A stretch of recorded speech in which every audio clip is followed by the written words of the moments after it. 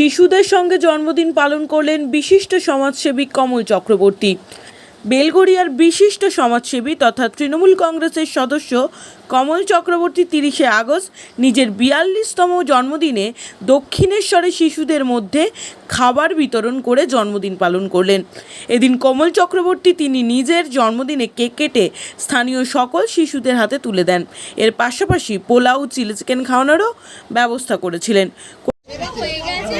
এই প্রোগ্রামটা করি, প্রতিবারে করি আমি, আজকের প্রথম না, অনেক বছর ধরে করি এই প্রোগ্রামটা। বাচ্চাদের মাঝখানে কেক কাটি, তাদেরকে একটু নিজের হাতে রান্না করে খাওয়াই।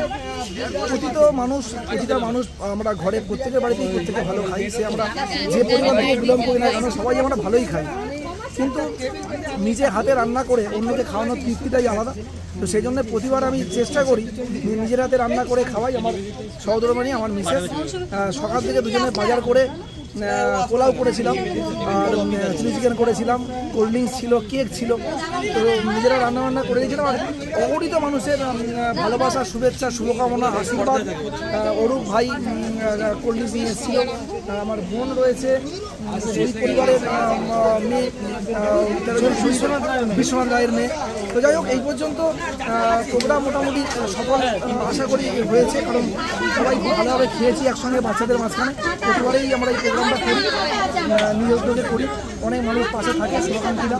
কলকাতা থেকে সুমন্ত দাসের রিপোর্ট, বর্তমান সকাল।